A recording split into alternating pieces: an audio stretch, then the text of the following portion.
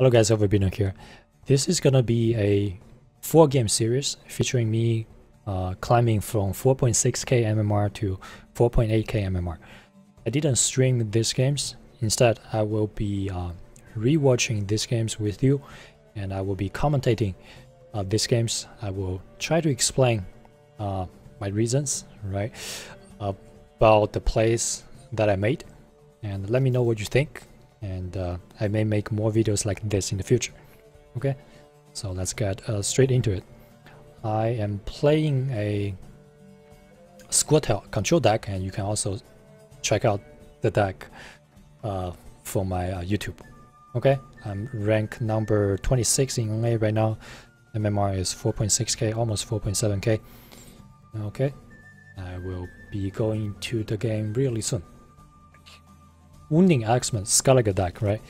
Against this deck, the most important thing is to remove his Axeman. I'm not playing the Manticore, so I can't remove the Axeman straight up, but I do have a pretty good hand, right? All I need to do is to just get as many removals as possible. I'm talking about archers, right? One archer, one Yanwen can kill the Axeman, right? So looks like Blue Man Commando has no use of it because I don't have archers. I can't bounce back the archers. Dragon, I don't have anything to like buff up at the moment. And also the same thing can be said about Horsen, right? Horsen have nothing to do, nothing really I need to banish. And then I don't want to buff up my archer because I will use archer pretty early. So I kick the dragon, get another archer pretty good, right? This mulligan is quite good. I have plenty of removals for this in hand.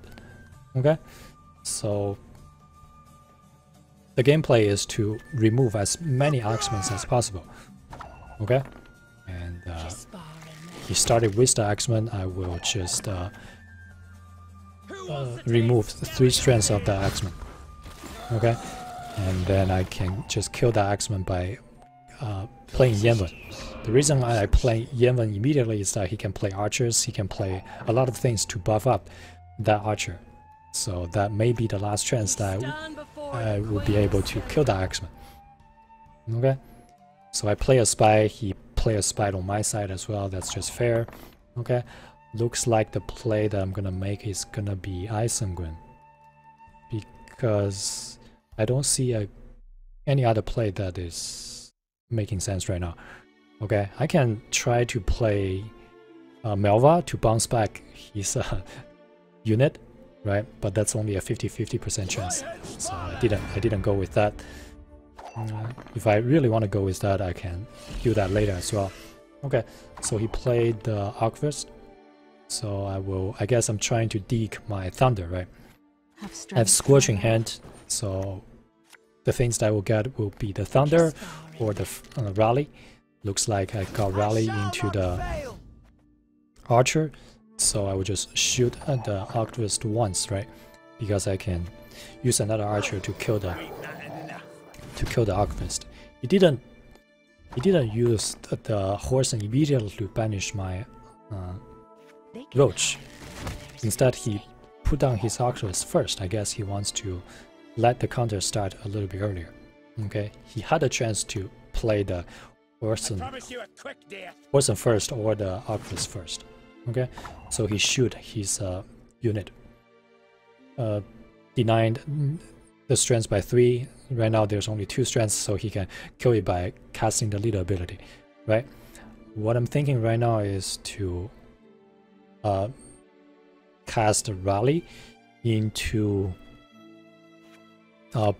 Blue Mountain Commando to bounce back the damage unit. But what I didn't know was that the damage unit is actually a silver unit, which means I can't bounce it back. Right? That's the reason I played the Rally. Okay, so he put another Axeman up, which means he is setting up for the leader ability, right? I'm thinking that maybe I should Rally into another into the Blue Mountain Commando, so I can bounce it back. But I also count how many units that I have, right? 1, 2, 3, 4, 5, 6, 7, 8. So 4 plus 8 is gonna be 12. So if I put 2 units on the board and he played the leader ability, his Axeman is actually going to be 14 strength, which set up a double scorch. Okay, so I'm doing that. See, I tried to like bounce that back, I just realized I couldn't. So like, in a panic, I made a mistake of not bouncing back my either the Dragoon or the Archer. But if he plays his leader ability right now, it's gonna set up a double scorch. Looks like he didn't calculate the strength. So easy double scorch at this point. I shall not fail. Okay, so I'm ahead in strength. I'm pretty happy about it. He should have played that card first, right? But he didn't. No. I think what I'm gonna do right now is just to banish his Roach, right? Because I'm 8 strengths behind. Banishing the Roach will give me 2 strengths ahead, right? As long as I'm like ahead in strengths, I'm pretty happy. Because he can very likely pass if I'm not ahead of him by strengths. So I banished the Roach. Next turn. The goddess protect you from all evil. Coexistence, no such thing. So he played a Yenwen. Looks like he gave me a lot of strengths, but not really, because Yenwen damaged a lot of my units as well, and he also denied my Saskia later. But I think my play is just gonna play the Melva, throw back the Yenwen, right? And replay the Yenwen to draw another card, because I'm not really in a hurry. I have Saskia, which is a huge strength swing. I can also recast the Scourge to kill my Yenwen, right? And I think right now I'm about to cast my Yenwen. And making sure that I do have Scorch. I can recast Scorch. Which row does which row matters, because I'm thinking maybe potentially I can cast not the Roach, I mean not the Scorch, but rather the Rally, and Rally can potentially give me a coexistence, no such thing. Elacerate, right? Mercenary into Elacerate and then kill that Axeman, but I think it doesn't matter, because he will have a lot of ways to scale up his Axeman. Okay. The storm is coming. Let's enjoy. So this is a pretty lucky Thunder. If it's not the Thunder, I will get Rally into another Mercenary or into another Dragoon, which is not the worst, I guess. But regardless, I will be able to win just by casting one card. Down one card, which is a acceptable result. I didn't want to cast a Saskia before I put more units on the board. That's what I was trying to say. Okay.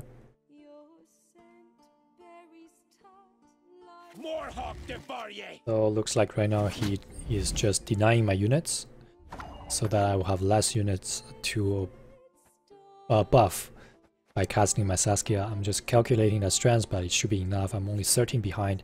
1, 2, 3, 4, 5, 6, 7, 8, 9, 10. So I will be 4 ahead, looks like, after casting Saskia. Yes, right? It's a pretty easy calculation as well. And then lucky me that I will be able to just win the round by casting anything, right? I can cast Thunder, I can cast Scorch, I can even cast Rally, and Rally will thin my deck a little bit more, right?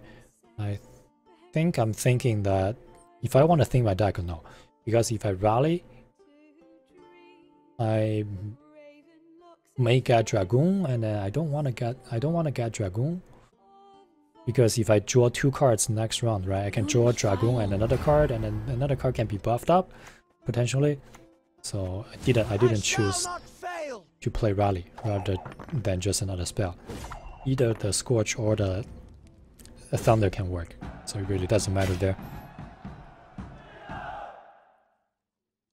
Okay. And drew the Dragoon, drew the Mercenary. Obviously, the order is gonna be Dragoon first, and to buff up my Mercenary. I won't, so I will let my opponent go first, right? And he has to win this round, so round 3. Potentially round 3 he will go first as well. Okay? So pretty much no matter what he plays, I will play Dragoon to buff up my Mercenary. Okay?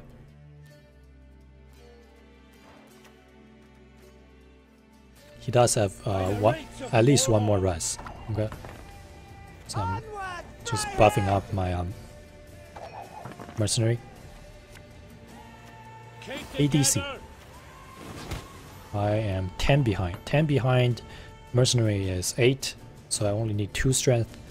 I can pull out a rally. Rally plus Dragoon is enough. If I pull out the Illustrate, is 6 is enough, right? I only need 2. So at this point, I know that I win. No matter I pull out Rally or Illustrate. So here we go. Easy game. Opponent forfeited. And then after this game, I think I reached 4.7k MMR. Let's check.